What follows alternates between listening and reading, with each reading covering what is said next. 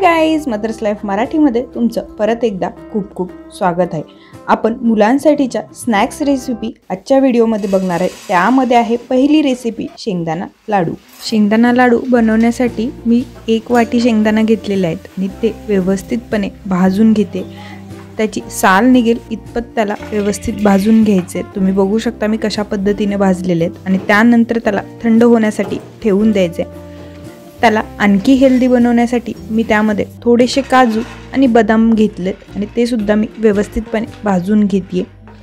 काजू आणि बदाम थोडेसेच भाजून घ्यायचे, जास्त भाजले तर थोडासा कडवटपणा येऊ शकतो।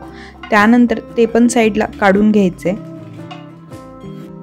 शेंगदाणा लाडूला गोडी येण्यासाठी मी त्यामध्ये गूळ वापरते। मी गूळ व्यवस्थितपणे बारीक चिरून घेते कारण मिक्सरमध्ये वाटण्यासाठी सोपं जातं। गुळाऐवजी तुम्ही खजूर किंवा साखर पण वापरू शकता। मी गूळ कट करून घेते। तोपर्यंत शेंगदाण्याने काजू पण थंड झालेले आहेत, त्याला आपण मिक्सरमधनं बारीक वाटून घेऊयात। मी सुरुवातीला काजूला बारीक असं वाटून घेतली आणि त्यानंतर शेंगदाण्यांना वाटून घेते। शेंगदाण्यासोबत मी थोडासा गूळ पण त्याच्यामध्ये टाकते। तुम्हाला जर हवं असेल तर तुम्ही शेंगदाण्याचे साल पण काढून वापरू शकता। आणि हे सर्व ज्यामध्ये काजूचं मिश्रण काढून घेतलंय त्यामध्ये काढून घेते आणि बाकी उरलेले पण शेंगदाणे व्यवस्थितपणे वाटून घेते। हे सर्व वाटून झाल्यानंतर मी त्याला व्यवस्थितपणे मिक्स करून घेते। बाइंडिंग येण्यासाठी मी त्याच्यामध्ये 4 ते 5 चमचे तूप टाकून घेते।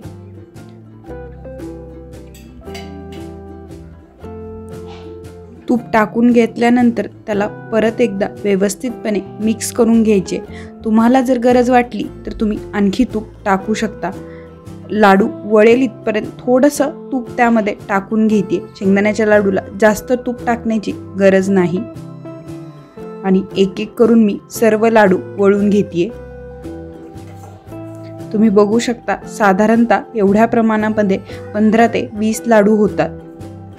तुम्ही जर व्यवस्थितपणे स्टोअर करून ठेवले तर 1 महिन्यापर्यंत हे लाडू व्यवस्थितपणे राहतात। ज्यांना हिमोग्लोबिनची कमी आहे त्यांनी दररोज 1 लाडू खाल्ला तर ती कमतरता भरून निघायला मदत होते। दुसरी रेसिपी आहे छोलेची भेळ किंवा तुम्ही त्याचं सॅलड सुद्धा म्हणू शकता। त्यासाठी मी टोमॅटो, लिंबू, काकडी आणि पायनॅपल घेतलेला आहे। तुम्ही पायनॅपल ऐवजी दुसरं आंबट फ्रूट सुद्धा घेऊ शकता। सध्या सीझन आहे म्हणून तुम्ही त्यामध्ये कैरी सुद्धा टाकू शकता। पायनॅपलने त्याला थोडीशी आंबट गोड टेस्ट येते।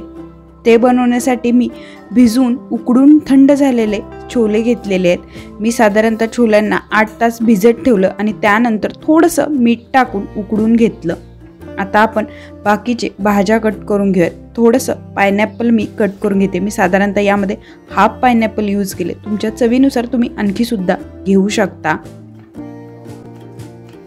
मी बारीक बारीक पीसमध्ये पायनॅपल कट करून घेते। काकडीची साल काढून त्याला पण बारीक बारीक कट करून घेते। तुम्ही या सर्व भाज्या व्यवस्थितपणे कट करून घ्यायच्या आहेत।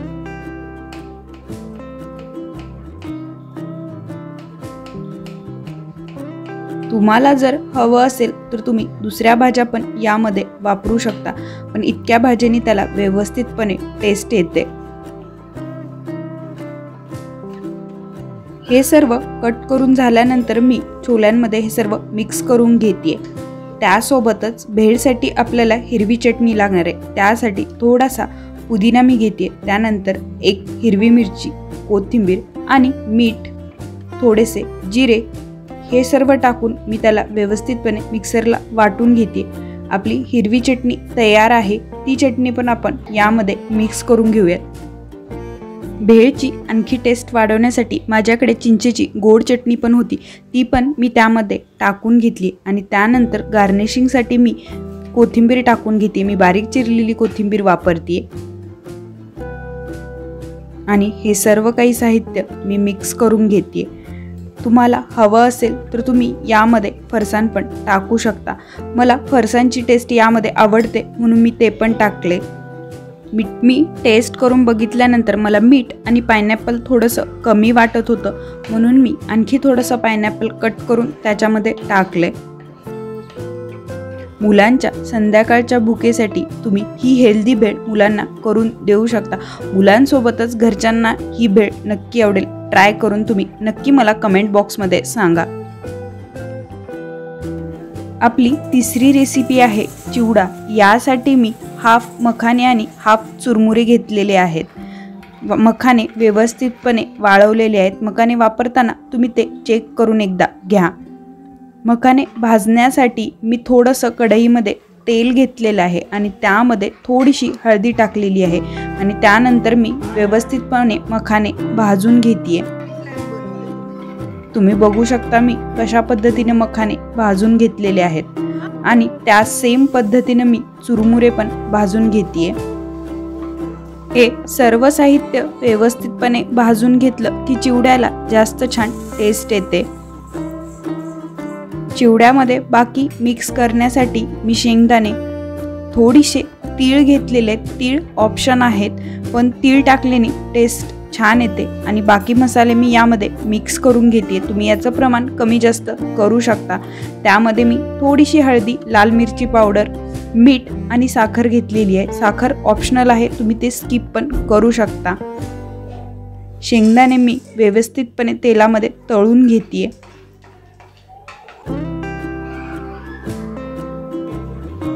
शेंगदाणे तळून झाले की मी ते चुरमुऱ्यावरती काढून घेते।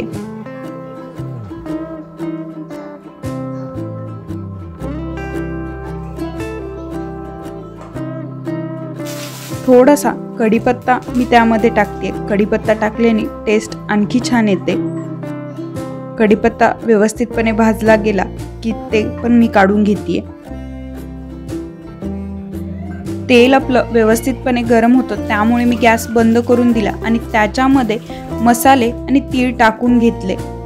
जर तुम्ही गॅस चालू असताना मसाले आणि तीळ टाकले ते करपतात, त्याच्यामुळे गॅस बंद करून त्याच्यामध्ये मसाले आणि तीळ टाकून घ्या, जेणेकरून चिवड्याला करपल्यासारखा वास येणार नाही। त्यानंतर त्याच्यामध्ये मखाने आणि चुरमुरे टाकून व्यवस्थितपणे मिक्स करून घ्या। तुम्ही बघू शकता आपला चिवडा तयार आहे। 15 दिवसापर्यंत हा चिवडा व्यवस्थितपणे राहतो।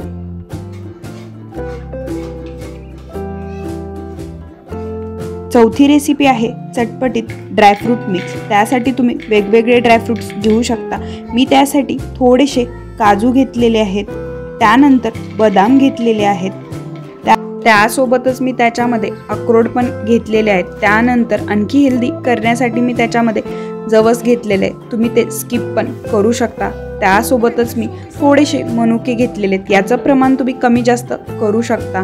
आणि हेल्दी होण्यासाठी मी त्यामध्ये डिंक घेतलेले आहे, तुम्ही ते पण स्किप करू शकता। त्यासोबतच मी चटपटीतपणासाठी मसाले घेतलेले आहेत, त्यामध्ये काळं मीठ, धने जिरे पावडर आणि आमचूर पावडर पण घेतलेली आहे, त्याचं पण प्रमाण तुम्ही कमी जास्त करू शकता। हे सर्व मिक्स करून झाल्यानंतर मी हे ड्रायफ्रूट भाजून घेणार आहे। एका पॅनमध्ये तूप घेऊन त्यामध्ये हे सर्व ड्रायफ्रूट भाजून घ्यायचेत। सुरुवातीला बदाम आणि काजू अगोदर भाजून घ्यायचेत आणि त्यानंतर मी त्याच्यामध्ये थोडेसे अक्रोड टाकलेले आहेत। मनुके लवकर भाजतात म्हणून मी थोड्या वेळाने त्याच्यामध्ये मनुके टाकले होते। त्यानंतर जवस त्याच्यामध्ये टाकून घ्यायचे आणि व्यवस्थितपणे त्याला भाजून घ्यायचे। हे सर्व भाजून झालं की त्याच्यामध्ये शेवटी डिंक टाकायचे। डिंक गरमीने पण फुगतो, तुम्ही बघू शकता डिंक कशा पद्धतीने फुगलेला आहे। आणि त्यानंतर गॅस बंद केल्यानंतर मी त्याच्यामध्ये सर्व मसाले टाकून घेतलेले आहेत। तुम्हाला हवं असेल तर तुम्ही थोडंसं लाल तिखट पण यामध्ये टाकू शकता। अशा पद्धतीने आपलं ड्रायफ्रूट मिक्स तयार आहे। मुलांच्या संध्याकाळच्या भुकेसाठी हे हेल्दी ड्रायफ्रूट मिक्स तुम्ही मुलांना देऊ शकता किंवा तुम्ही पण स्वतः ट्राय करू शकता। तुम्ही जर ह्याला व्यवस्थित एअरटाईट डब्यात बंद करून ठेवलं तर 1 महिन्यापर्यंत हे ड्रायफ्रूट मिक्स व्यवस्थित राहतं। या सर्व रेसिपीज तुम्ही नक्की ट्राय करून बघा आणि मला कमेंट बॉक्समध्ये नक्की सांगा। मदर्स लाईफ मराठीला नक्की सबस्क्राईब करा। व्हिडिओ शेवटपर्यंत बघितल्याबद्दल थँक्यू सो मच।